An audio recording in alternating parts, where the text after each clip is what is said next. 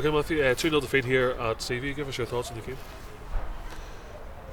I don't think we got what we deserved today, if I'm honest, and I wouldn't say that too often. I thought we were good today, and I know we've been beat 2-0, but I thought in the first half we created, I don't know how many chances, and we had probably about 7 or 8 corners. Keepers made a few good saves, and for me that's as good as we've played here. I've been here as a player, obviously, as well as a manager, and I think that's as good as any of the teams we've played here. I thought we moved the ball well, we were bright, we defended well, and we restricted them, and obviously we were caught with a sucker punch on a counter-attack after our corner. We didn't clear our lines 2 or 3 times down the line, and then we came out and we knew, the wind had picked up then towards the end of the first half, and we said, we'd probably be under a bit of pressure in the second half, but I didn't really feel too much. I thought they had a couple of set pieces, but I thought in general we coped with it well, and we were still looking to threaten the counter-attack, but it was getting harder, obviously. What we're studying now, the wind is strong. It was just disappointing, obviously, to concede that second goal so late, because we were just making an attacking change to come on. The first 20 minutes we really came flying out of the blocks, really, and maybe caught Crusaders a wee bit cold. They were in their faces. We just didn't make that last chance. Yeah, we just didn't capitalise. We just didn't get the goal I think that our play and our performance deserved today. But we've got to take the positives from it again, because we know we can do it.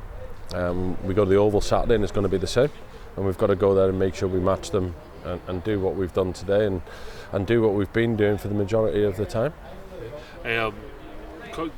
Coming to places like this is tough, but the performances coming out of that does give you some encouragement that you can do this, and we've proven we can do it before as well. Yeah, without a doubt. Look, the end of the day, it is a results business, though, but I think the more we perform like that, the more belief it gives the players to go on and keep doing what we're asking them to do, and then something's going to turn for us. That's all we're hoping for now. The bounce of the ball's going to come. Lee's hit the crossbar with the same, he's hit the crossbar and it's rebounded and hit the crossbar again, We're looking for that one to go in. When they hit the crossbar, it bounces down and goes over the goal line.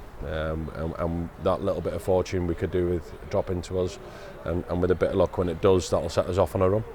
Injuries have been a problem, but we're starting to get a couple of players back. Stephen Taggart's no back tonight, so there's one for the player back in the fold. And then we lost Craig.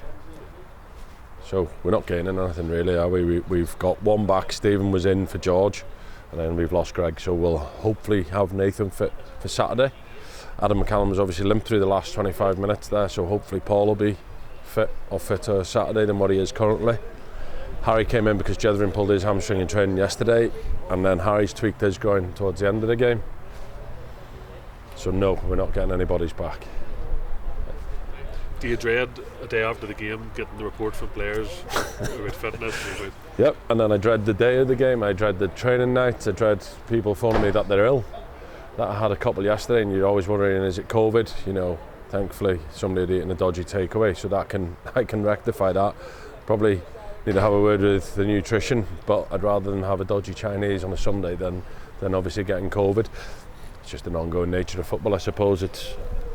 I'm not saying anything I didn't say at the end of last season, when I felt that we needed to change the schedule of this season, because I felt we crammed a 9-month season into 4 or 5 months last year, and we had the ongoing thing of the previous 6 months of stop start, boys not allowed out, having to train themselves. So that all has a knock-on effect now, and that's why we're seeing so many injuries. Not just us, the whole league.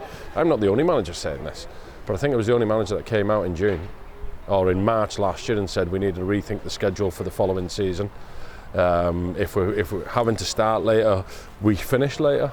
We're not doing so. We've had a continuous run of Saturday, Tuesday games for the whole pile, and now we're seeing the effects of that, because we can't keep flogging the players to play at the tempo and the standard that we want. So we want a good standard, but we're not getting enough rest to get there. And I know people say play Saturday and Tuesday. You can do it, but you've got to play at the intensity you want. You can't do it like that without breaking, because we've got no bodies to chop and change. It's making things awfully difficult. Well, thank you.